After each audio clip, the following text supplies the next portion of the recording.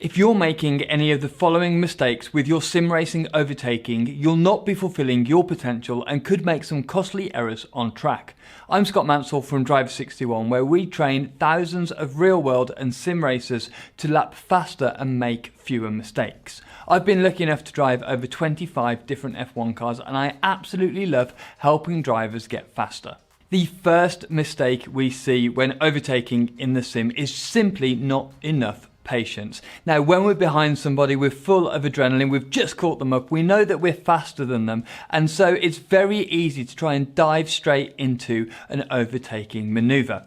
However, if you do rush too quickly into an overtaking maneuver, when you're not expecting what the driver in front of you is going to do, it can result in contact and you being eliminated from the race. This is especially important when the pace of the driver who you've just caught and you're trying to overtake is similar to your pace. As a rule of thumb, if the driver in front of you who you're trying to overtake isn't that much slower than you, you need to be more patient. It will be more difficult to overtake this driver. And so in order to be as efficient as possible when overtaking them, as you're approaching them, you need to try and understand which parts of the circuit you're faster than them, and these will be the most ideal overtaking opportunities.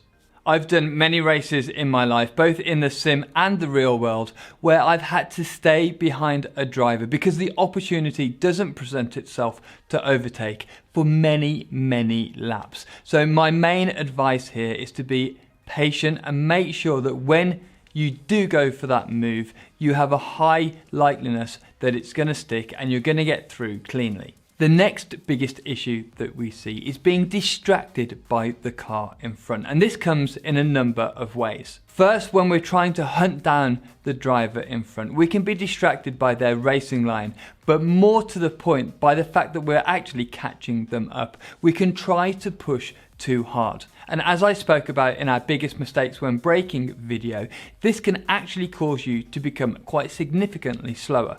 As drivers, we should always be pushing the car to its limits, but never beyond that point because it will cost us time. So even when you're chasing someone and you've got the bit between your teeth and you're pushing as hard as possible, please try to remember to keep everything just on the limit.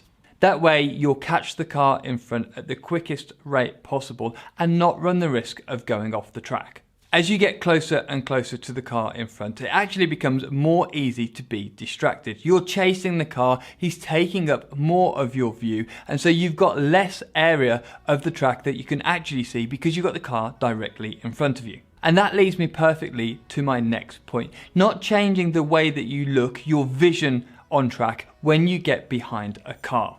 Now, as I mentioned before, as you get closer to the car in front, obviously you can't see quite as much of the racing circuit, and so we need to change how we use our vision in this case.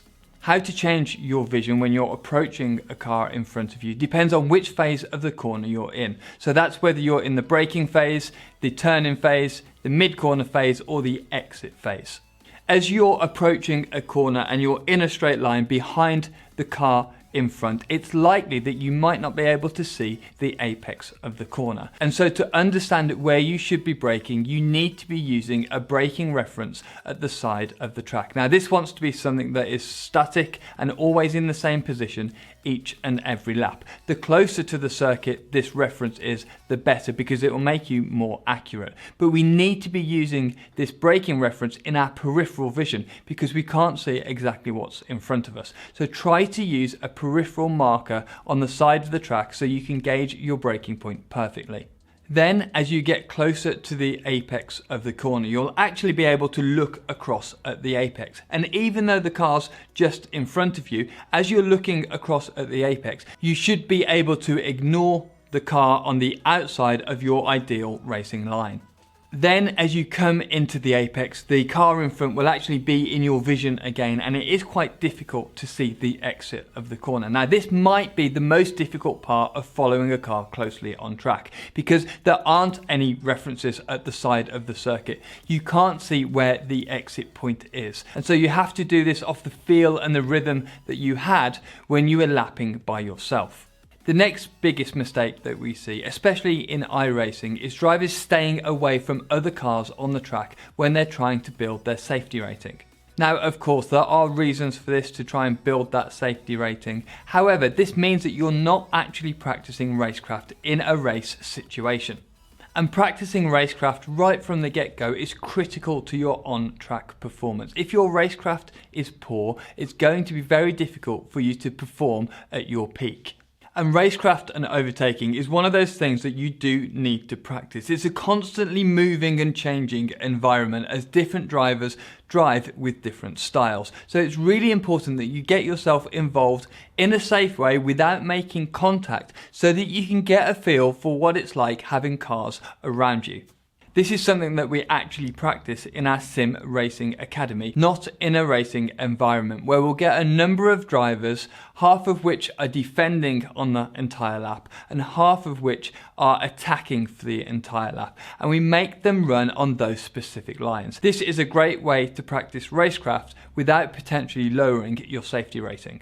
The next biggest mistake, and possibly the biggest mistake that we see very commonly with sim racers, is simply being too optimistic. And this relates kind of to our first point of not having enough patience. But I often see drivers going for moves in sim racing, coming from miles back, making a big lunge into turn 1 at Monza that were never going to happen, and they really put themselves at risk of making contact and taking 2 drivers out of the race. These are moves that we would never really see in the real world because the likeliness of contact is simply way too high. And so I also think that we should never see them in sim racing. In some of our seminars for Driver61 Sim Racing, I take a look at the anatomy of an overtaking maneuver. What does it look like when you pull off the perfect overtake? And actually what you'll find is a lot of the work is done a couple of corners before the overtaking maneuver. Firstly, we need to be close to the driver in front. We need to get a good exit from a previous corner. Then we need to make that driver defend so they're offline and they're restricting their speed through a corner.